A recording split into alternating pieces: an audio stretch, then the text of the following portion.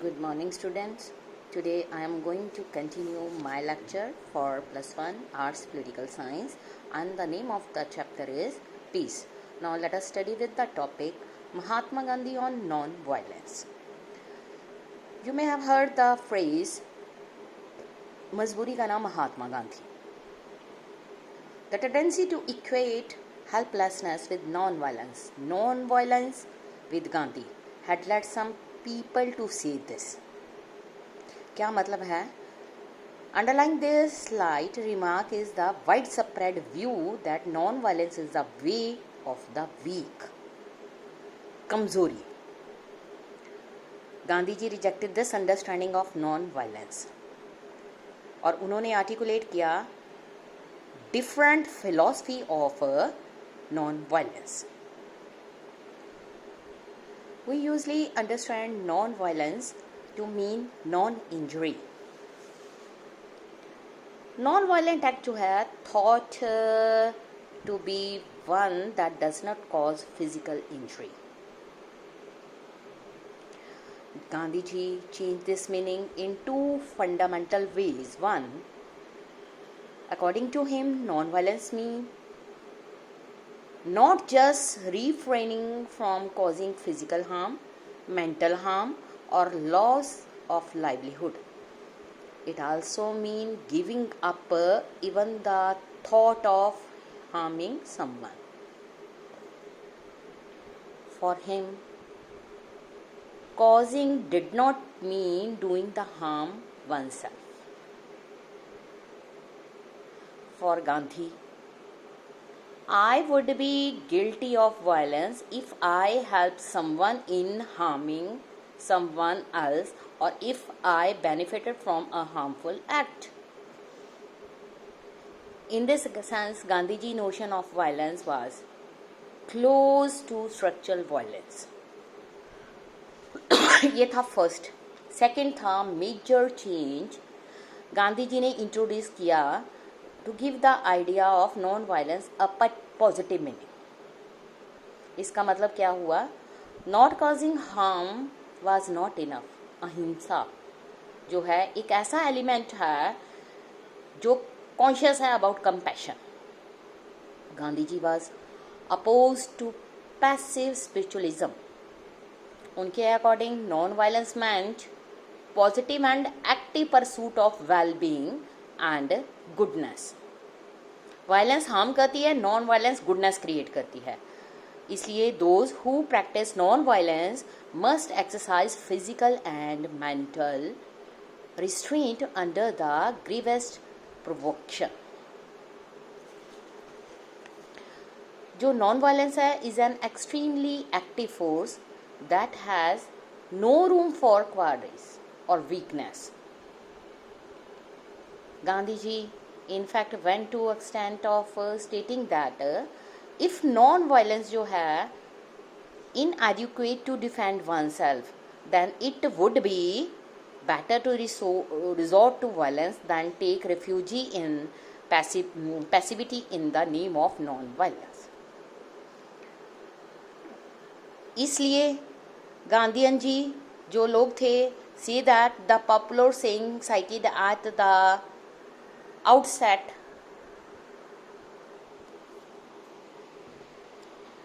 should be changed to मजबूरी का नाम महात्मा गांधी. ये जो है इसमें बताया गया है this is not to underestimate the potential of militant but non violent form of resistance. Civil disobedience एक ऐसा स्ट्रगल है जो सक्सेसफुली यूज किया जाता है स्ट्रक्चर्स ऑफ ऑपरेशन.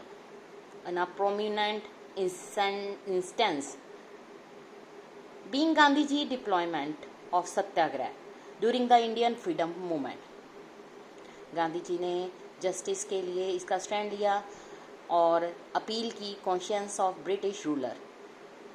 अगर वो वर्क नहीं करेंगे he put moral and political pressure on them by launching a mass movement involving open but non-violent breaking of unjust law. इन चीज़ों को देखते हुए मार्टिन लूथर किंग जो है waged a similar battle in 1960 against anti-black racial discrimination in USA। इसी तरह से जो साउथ अफ्रीका के नेल्सन मंडेला हैं, उन्होंने भी इस चीज़ को लेकर काम किया। पीस एंड द स्टेट, ये ऑफन आर्ग्यू किया जाता है कि जो डिवीजन ऑफ वर्ल्ड है, separate sovereign states is an impediment to pursuit of peace. हर स्टेट जो है अपने आप को as an independent and supreme entity देखती है। ये अपने आप को प्रिसीव्ड करती है सेल्फ रिस्पेक्ट इंटरेस्ट के लिए, सेल्फ रिस्पेक्ट के लिए। जो पीस है वो रिक्वायर है ourselves as a part of larger humanity, और ये स्टैंड करती है distinctions between people, pursues the interest of citizens, ठीक है, तो वो विलिंग होते हैं to inflict injury upon others. उसके बाद इन टूडेज वर्ल्ड हर स्टेट जो है consolidated instruments of questions and force. जो स्टेट है उससे ये एक्सपेक्टेशंस की जाती हैं कि वो अपनी फोर्स को यूज़ करे, आर्मी को, पुलिस को, ताकि वो अपने सिटीजन्स को प्रोटेक्ट कर सके। अगर हम प्रैक्टिस में फोर्सेस की बात करें, ये डिप्लॉयड है against its own members to suppress dissent. ये मोस्ट क्लियरली एविडेंट है ऑथोरिटेरियन राइम्स में एंड मिलिट्री डिक्टेटरशिप्स में। वन करंटली रूलिंग डायनामर, अगर हम लॉन्ग टर्म सोल्यूशन को देखें, जो प्रॉब्लम्स है मेकिंग स्टेट वो मोर अकाउंटेबल होती हैं और मीनिंगफुल डेमोक्रेटाइजेशंस के अकॉर्डिंग किया जाता है, और reining it in via an effective system of civil liberties. ये वो रूल्स हैं जिनको पोस्ट एपार्थाइड राइम में साउथ अफ्रीका में यूज़ किया गया था। One of the prominent political succession जो थी, ये रिसेंट ईयर में हम इसको पढ़ते हैं, struggle for democracy and human right जो है closely link to safeguard of peace. Next है different approaches to the pursuit of peace. अलग अलग अप्रोचेस के बारे में हम स्टडी करेंगे। डिफरेंट स्ट्रेटजीज को हमने यूज़ किया है for the pursuit and maintenance of peace. ये 3 डिस्टिंक्ट अप्रोचेस हम पढ़ेंगे जिसने इस पीस को शेप दी है। First approach accords certainly to state, respect their sovereignty, treats competitions among them as a fact of life। जो इसका मेन कंसर्न है वो है with proper management of competition और विद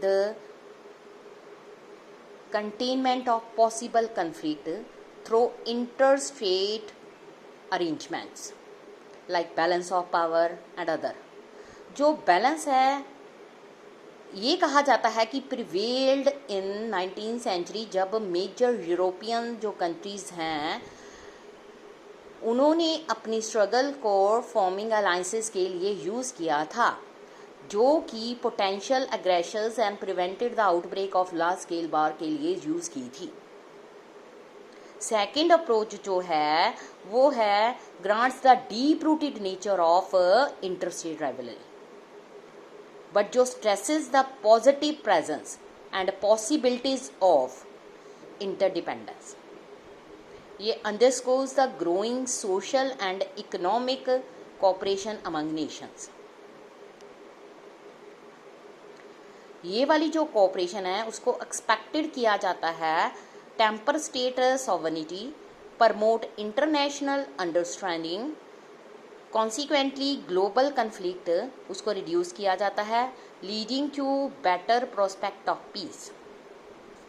जो एग्जाम्पल है frequently cited by advocate of this approach वो है कि post world war second Europe which secured durable peace, जिसने ग्रेजुएट किया था from economic integration to political unification.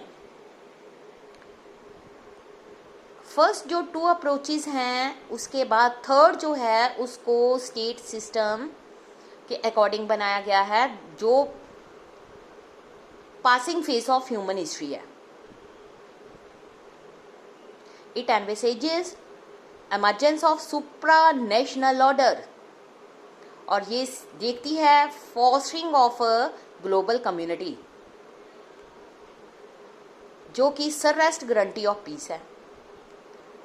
जो seeds of community है found in the expanding interactions and coalitions across state boundaries, जो कि involve करते हैं diverse non-governmental across like multinational corporations, people's movement and so other movements।